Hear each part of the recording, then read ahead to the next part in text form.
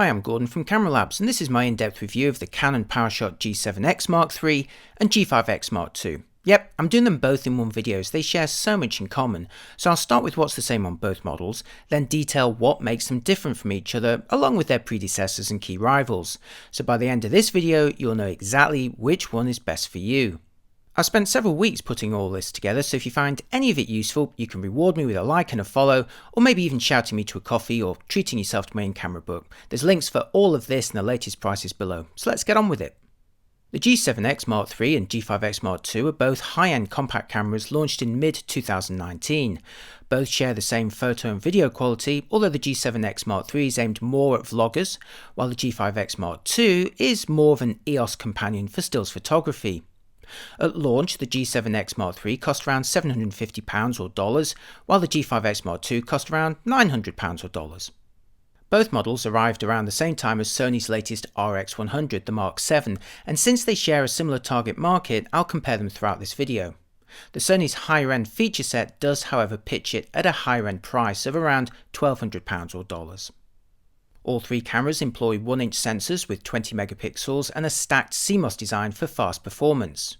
A 1-inch sensor has roughly 4 times the area of the sensor in your phone, allowing it to deliver lower noise in shadows or dim conditions, as well as retaining tonal details in bright highlights, so the overall photo and video quality, not to mention stabilization and ergonomics, should all be superior to a phone. Both Canon models share the same flip screen, which angles down by about 45 degrees or up by 180 degrees to face you for vlogging or selfies. Canon noticed some vloggers holding the camera by the screen, so has beefed up the mechanism over older models. Canon's touch interface remains one of the best around, letting you reposition the AF area, tap the function options, swipe your way through the main menu pages, as well as swiping between images and playback. Now, this degree of touch functionality may seem obvious in the age of phones, but it's yet to reach Sony's camp, where the touchscreen, even on the latest RX100 Mark VII, has no effect on the menus and even minimal use in playback. You can of course use the physical controls for navigation if you prefer, and despite the size of the cameras, both Canons have very tactile buttons, which to me personally felt much better than the ones on the Sony RX100s. Both Canons also offer a dedicated exposure compensation dial with the main mode dial sat on top. In contrast, the Sony's lone mode dial is flush to its top surface, making its more streamlined shape easier to slip into tighter pockets, but losing out on a dedicated compensation control. Canons equipped both the G7X Mark III and G5X Mark II with micro HDMI and USB-C ports, while Sony stuck with micro USB on the RX100 Mark VII. All three can charge their batteries internally over USB, although Canon also supplies an external AC charger. All three can also be powered for operation over USB, and while the Sony requires you to only have a trickle of charge in the battery for this to work, the Canons amazingly don't even need the battery to be fitted at all. Just connect it to a USB-C supply and you're good to go. It worked fine with the charger for my 13-inch MacBook Pro. Good job all three do allow easy USB charging and power delivery though, as you're only looking at around 200 photos or about 60 minutes of video per charge. All three cameras have good wireless features with both Wi-Fi for quick photo and video transfer and wireless remote control, as well as Bluetooth for seamless location tagging via your phone as you shoot. The G7X Mark III takes this even further with YouTube live streaming, which I'll show you later. In terms of video, both Canons can film half-hour clips of 1080 video at 25, 30, 50 or 60p, depending on the video setting, although strangely there's no 24p option anywhere, with no satisfactory explanation as to where it's gone. High-speed 1080 video is also available at 100 or 120p for slow motion, and here's how it looks for a 4x slowdown. Sadly, there's no sound or autofocus during high-speed video on either Canon, unlike the Sony RX100 Mark VII, which impressively supports both, not to mention allowing filming in 24p if desired. The G7X Mark III and G5X Mark II finally joined the RX100 series in offering 4K video, although there's a few key differences. Canon only lets you film 4K in 25 or 30p depending on the video setting, while Sony lets you choose between 24, 25 or 30p. Canon's 4K video is uncropped compared to a minor crop for 4K on the Sony, although in my test the RX100 Mark VII's 4K video enjoyed more detail. In terms of recording times, the Canons will record 10-minute clips of 4K compared to just 5-minute clips on the Sony, although if you reduce the heat warning on the RX100 VII, I found it could actually record just over an hour of 1080 or 4K footage on a single clip. It does get pretty hot, but that's still impressive. Both Canons employ a contrast-based autofocus system which can attempt to refocus while filming, but with variable success. In this clip, using the touchscreen to pull focus between the can in the foreground and the back of the shop, the G5X Mark II is actually doing a fair job. Although compare it to the RX100 VII here, and you'll see the phase detect autofocus on the Sony is just more confident. You can really see the difference though when filming people. Here, the G7X Mark III needs a short pause for its focus to catch up with me, and if I keep moving back and forth, it struggles to maintain a sharp image. In contrast, the phase detect autofocus system on the RX100 V, 6 and 7 feels much more confident, keeping me sharper as I move back and forth. Both Canons, however, enjoy a key advantage over the Sony RX100 VII when it comes to filming video, and that's the presence of a built-in neutral density filter, which when enabled makes it easier to deploy motion-friendly shutter speeds in bright conditions. In contrast, if you want to film with slower shutter speeds on the RX100 VII, you'll need to either fit a third-party magnetic filter system, close the aperture down and miss out on the blurred background, or just seek out dimmer conditions. Otherwise, you're looking at using fast shutter speeds with an undesirable choppy effect. If you're integrating video, the best option on the Canons is the neutral profile seen here on the right, with all the parameters turned to their lowest settings. The Sonys are better in this regard with the flatter S-Log profiles, an example here on the right. In this test, I'm focusing between near and far using a single AF area on the RX100 VII.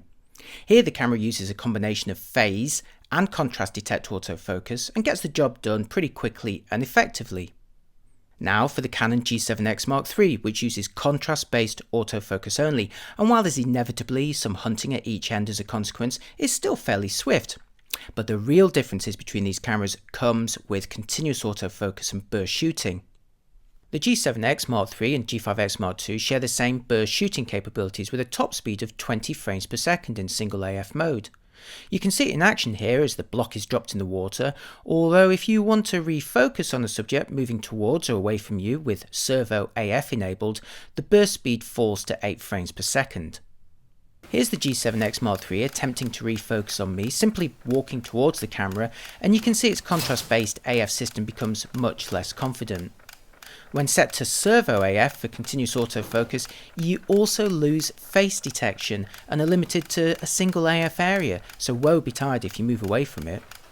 In stark contrast, here's Sony's RX100 Mark VII shooting at 20 frames per second with no viewfinder blackout and with face and eye detection working just fine with continuous autofocus across the entire frame, while its phase detect autofocus system is just much more confident for refocusing on moving subjects than the contrast-based systems on the Canons.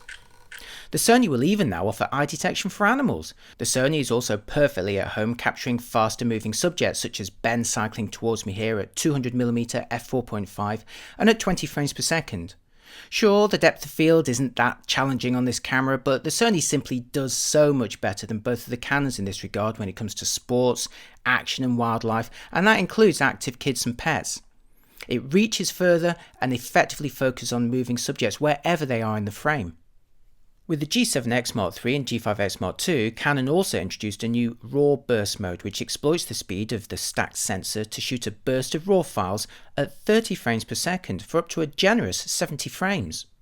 Better still, it offers a pre-shooting option that keeps a rolling buffer of the last half second's worth of action as you keep the shutter half pressed. Then as you push down fully, these last 15 images are committed to memory, plus up to 55 more depending on how long you keep the button pressed. These are stored in a single large file which can be navigated during playback on the cameras. You can then convert these into JPEG or RAW files. You can see it in action here with the vertical bar on the left representing the state of the buffer filling as I half press the shutter. I then pushed it fully the moment I saw the block enter the frame, by which time it had already hit the water. Without the benefit of pre-shooting, I'd have missed the initial impact, but thanks to the half second in the bank, I can effectively rewind and extract JPEGs or RAW files of the key moments. You can do as many of these as you like. It's not dissimilar to the 4 and 6K photo modes on the Panasonic cameras, but they operate at lower resolutions and only allow you to extract JPEGs. Now, not to be outdone, Sony also introduced a new higher speed mode on the RX100 VII, which can shoot up to 90 frames per second, but only for a measly 7 JPEG images, and crucially without the useful benefit of pre-buffering, making it almost impossible to time the extremely short burst to correspond with your moment of action. The Canons and Sony can now also preserve the orientation of video filmed vertically for use on Instagram stories or other phone apps. On the Canons, you can choose whether the original orientation is respected or not, but in a crucial difference with the RX100 VII, I found the Canon app imported video with sound as you'd expect on my phone, whereas the Sony app didn't import audio onto my phone, so the clips were silent. I think this is actually an incompatibility with the audio in Sony's XAVCS and Android phones, and I resolved it by converting the file on my computer, but that's nowhere near as convenient as just wirelessly copying the videos from the Canons onto your phone and being able to post them as stories straight away. Wrapping up the other features are a menu system that more resembles EOS cameras with identical sharpening in the picture styles, focus bracketing although not stacking in camera, and a star mode which can now generate 4K videos. Okay, so that's covered everything the Canon G7X Mark III and G5X Mark II have in common. Now for what makes them different. Most obviously, there's their respective zoom ranges of 24 to 100mm on the G7X Mark III versus 24 to 120mm on the G5X Mark II. Here's how the G7X III's range looks zooming from 24 to its longest 100mm while filming 4K video.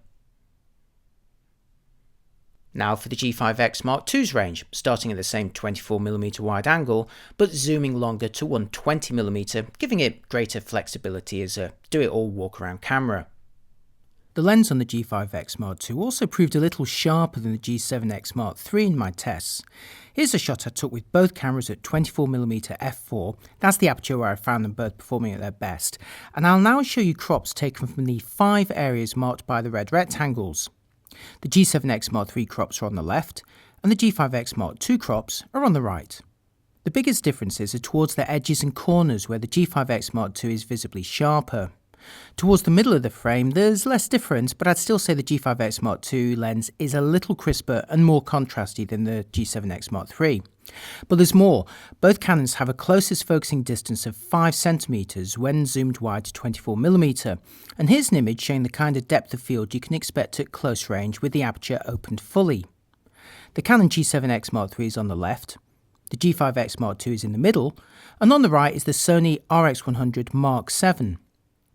Both Canons allowed an aperture of f1.8 at 24mm, while the Sony's maximum aperture at 24mm is f2.8, so you can compare their depth of field here. And I also took this at 8cm, which is the closest focusing distance of the Sony when it's at 24mm. Zoom each camera to their telephoto end though, and their respective closest focusing distances vary considerably. The Sony RX100 VII's closest focusing when it's zoomed to 200mm is 100cm. It will not focus closer than 1 meter away. The G7X Mark III's closest focusing distance when it's zoomed to 100mm is 40cm, while the G5X Mark II's closest focusing distance when it's zoomed to 120mm is 20cm, allowing it to focus much closer when zoomed in. But what does that all mean in practice for macro shooters? Well, here's the Sony RX100 VII zoomed in to its longest focal length of 200mm and shot from its closest focusing distance of 1 meter away. Now here's the G7X Mark III, again at its longest focal length of 100mm and its closest distance of 40cm, and despite only zooming to 100 rather than 200mm, the ability to focus closer than the Sony has allowed a slightly bigger reproduction, but they do kind of balance each other out and deliver a fairly similar result here. But now here's the G5X Mark II at its longest focal length of 120mm and its closest focusing distance of 20cm, and the difference is dramatic. It can focus so much closer than either the G7X Mark III or RX100 VII when zoomed in, allowing impressive close-ups without the distortion you'd normally get at wide angle. Indeed, when weighing up the G5X Mark II against the G7X Mark III, the longer zoom range, crisper optics and closer focusing distance, at least at the telephoto end, all make it more tempting to photographers. But how do they all compare at more typical portrait distances? To illustrate the impact of their telephoto differences, here's a portrait shot taken with the G7X Mark III at 100mm f2.8, and now here's one taken with the G5X Mark II at 120mm f2.8. Now, it can be fairly subtle, but I prefer the perspective and slightly shallower depth of field on the G5X Mark II version. Just for comparison, here's the Sony RX100 VII at 120mm to match the coverage of the G5X II, but where it operates at a slower f4 focal ratio. For me, the biggest difference between the Canon and Sony images here isn't their depth of field, or even the benefit of being able to use a lower ISO on the brighter Canon lens, but it's actually the image processing and colours out of camera. Now, this is entirely personal, but I prefer the look of the portrait on the left from the G5X Mark II versus the one on the right from the Sony RX100 VII. Let me know which one you prefer in the comments. Beyond the longer zoom, another major difference between the two Canons is the built-in viewfinder on the G5X Mark II. It pops up and is pulled outwards in a two-step motion, which isn't as quick or convenient as the one-touch movement on the Sony RX100 VI and VII, but simply having a viewfinder of any description made the G5X Mark II just much more pleasant to use for general photography than the G7X Mark III. I shot with both cameras side by side and really missed having it on the G7X Mark III, but equally it does add to the price, and if you're mostly vlogging, you'll be using the screen on the G7X. Before you think all the benefits are skewed towards the G5X Mark II, the G7X Mark III fights back with a 3.5mm microphone input. This allows you to connect a microphone for far better audio quality on movies, and while there's no hot shoe for mounting an accessory, you can easily use a bracket or simply connect a lav mic directly. The ability to connect a mic is pretty unique on a camera of this size, although Sony's RX100 VII also has one. It's really just these two. I have a separate video comparing these three cameras for vlogging, along with one dedicated to the G7X Mark III alone, which demonstrates their audio, video and stabilization. The G7X Mark III extends its superior credentials over its sibling for video by offering the chance to live stream direct to YouTube over Wi-Fi. Here's an example in action. Hi, I'm Gordon from Camera Labs and I'm live streaming direct to YouTube using the Canon PowerShot G7X Mark III. This is one of the very first cameras that I've tested to allow this facility, at least a camera with a decent sized sensor. And it's pretty easy to set up. All you do is connect the G7X Mark III to your Wi-Fi network. In this instance, I'm using my home Wi-Fi, which uses a Virgin Media in the UK broadband connection. Great download, not always a great upload, so let's see how the quality on this looks. I'm filming in a very echoey place in my house, I'm afraid, so the sound isn't going to be very good. But when I was a little bit further away from my access point, well, I just wasn't getting the connection speed, so I'm right next to it now, so fingers crossed this is going to work fine. Now, the other important step that you need to do to live stream is, as I mentioned earlier, even though the signal strength was pretty good. In my tests at home on my Virgin broadband, I found the poor upload speed, typically around 5 megabits per second at best, was insufficient to keep a live stream going for more than about 2 minutes. I had even less joy tethering to 4G on my 3 mobile connection on Brighton Pier. Now don't worry, when it cuts out, that's me, not you. Keep watching and you'll see. G7X Mark III amazingly connects like. I'm filming this with when you're live vlogging in an environment. The sun never shines in England. Well, I do sometimes, but I would say. So in both cases I couldn't stream effectively, but I believe that's down to my own internet speeds. Your mileage will of course vary, and if you have faster internet, whether it's at home, at the office, or even in a mobile environment, you should be able to live stream for longer. Either way, it's a cool new feature that I've not seen on any other camera of its class. While the zoom range, viewfinder, microphone input and live streaming are the main differences between the G5X Mark II and G7X Mark III, there are a number of subtle variations on their bodies. Both have clicky lens control rings, which no longer declick for smooth operation, like the older models, but they look and feel different to each other. Here's the G7X Mark III's ring, and now here's the G5X Mark II's ring. Meanwhile, Sony's gone for a silent, smooth lens ring, which is great for video, but gives no tactile feedback for general photography. Give me the clicky ones, please. Both Canons have small but effective front grips that make them far more comfortable to hold and use than the smooth-fronted Sony's. Here's the G7X Mark III's grip, and now here's the G5X Mark II's grip, which is slightly different in styling. The viewfinder on the G5X Mark II means its pop-up flash is now positioned in the middle of the body versus the corner on the G7X Mark III. Both flashes can be popped up and held manually in a position pointing upwards for an improvised bounce effect, although their modest size means you'd need a very low roof and close subject to enjoy any impact. Both cameras share the same screen articulation, although a strip along the top of the G5X Mark II's display actually makes it a little bit easier to fold down for shooting above head height. Both have movie record buttons on the rear, but the G7X Mark III adds an extra touch record button in the corner of its screen. And finally, the shutter release buttons on both bodies are actually slightly different.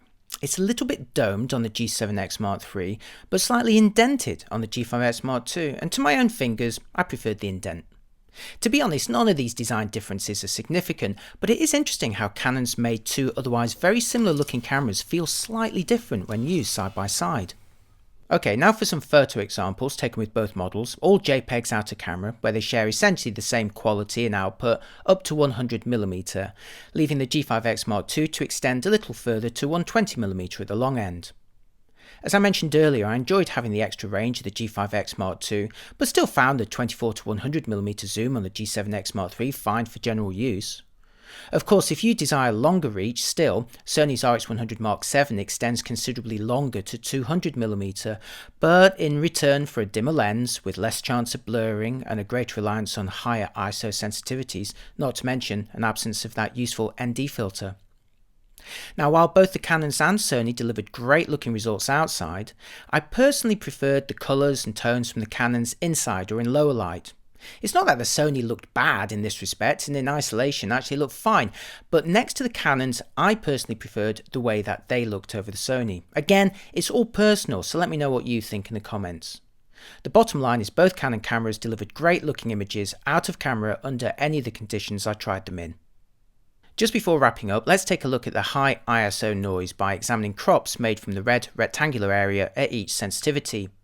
I'll picture the G5X II results on the left, which also represents the G7X Mark III because they both have the same sensor and image processor, while the RX100 VII crops are on the right. These are all JPEGs straight out of camera once more, and while there's some differences in brightness and tonal processing, the degree of actual detail resolved is similar from both sensors and processors. Not that surprising since they share the same size, resolution, and probably the same manufacturer too, although the RX100 VII does have a newer version of that sensor.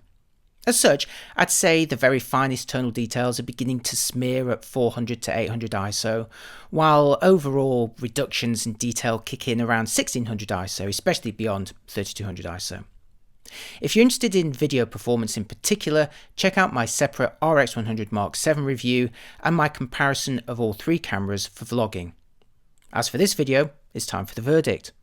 With the G7X Mark III and G5X Mark II, Canon's delivered a pair of classy compacts which deliver good-looking photos and videos with a number of useful upgrades over their predecessors. Some are shared, such as the 4K video and fast burst shooting, while others steer them towards specific tasks. As I said at the start of the video, while both models deliver the same quality photo and videos, the microphone input and live streaming make the G7X Mark III more appealing to vloggers, while the viewfinder and slightly longer zoom range of the G5X Mark II will attract stills photographers. The decision to dump the cute mini DSLR design of the original G5X with its viewfinder hump, side hinge screen and multiple dials will be seen by many, including myself, as a bit of a shame, and there's no denying the result is a camera that now looks and feels a great deal like the G7X. Indeed, the latest G7X Mark III and G5X Mark II share so much in common that it's hard not to wonder whether it would have been better to just create a single model with the microphone input, live streaming, viewfinder and longer zoom all in one, a strategy that's proven very successful for the Sony. Conversely, having a model without a viewfinder allows the G7X Mark III to hit a lower and much more attractive price point than the Sony's. In terms of their overall performance, I loved the look of the photos out of the Canons and found their grips, buttons and controls all superior to the Sony RX100 series. I enjoyed shooting with them a lot more. On the other hand, the autofocus on the Canon still falls way behind that of the Sony's RX100 VII, 6 and 7, which all boast phase detect autofocus, which boosts confidence not just for sports and action photography, but also vlogging or simple handheld videos. The Canons will focus if you give them time, but if you need quicker or constant response for videos or burst shooting, the Sonys are simply way ahead. But then the cheapest RX100 with phase detect autofocus is the Mark V-A, which still costs $100 more than the G5X Mark II and $250 more than the G7X Mark III. And remember, the V-A has a shorter zoom than the Canons and no touchscreen either. Choose the Sony with the longer zoom and touchscreen and you're looking at spending considerably more. So while it's easy to criticise Canon on falling behind Sony in terms of autofocus, bursts with tracking, 4K quality or even a single action viewfinder, it is important to take pricing into consideration. Yes, the RX100 VII does a great deal, but it's the price of a mid-range interchangeable lens camera with a lens. Admittedly, one that won't fit in your pocket, but it's still a serious option to weigh up. In contrast, the two Canons are comfortably cheaper, making them an easier prospect to swallow. As someone who shoots both stills and video, I'm finding it hard to pick between the two new Canons. The Viewfinder on the G5X II transforms the compositional experience, but then the microphone input on the G7X III transforms the audio quality on videos. Ultimately, as a hybrid shooter, I'd personally probably go for the G5X II and use an external sound recorder when required. But having to choose features would also make me look towards Sony and wonder if they'd ever do an RX100 VII with a microphone input. That camera does it all then. Even if they did though, I remain very fond of Canon's output and ergonomics, and it was revealing that when I handed all three cameras to people or showed them images from each, more of them sided with the Canon's look and feel over the technical prowess of the Sony.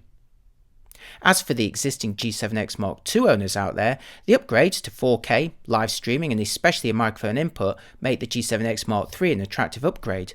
But if you're only looking for a boost in sound quality and don't mind syncing audio in the edit later, you could just get yourself a sound recorder instead, like the Zoom H1N. Right, that's it for this video. I hope you found it useful, and don't forget, if you're into vlogging, do check out my separate video comparing the quality and features of the Canon G7X III, G5X II and Sony RX100 VII. As always, there's also links to check the latest pricing on all the products I've mentioned below, as well as to treat me to a coffee or to treat yourself to a Camera Labs t-shirt or my in-camera book. Most importantly, if you like mine or indeed anyone's videos, you can really help our channels grow with a like and a follow. Thanks again, and I'll see you next time. Bye bye.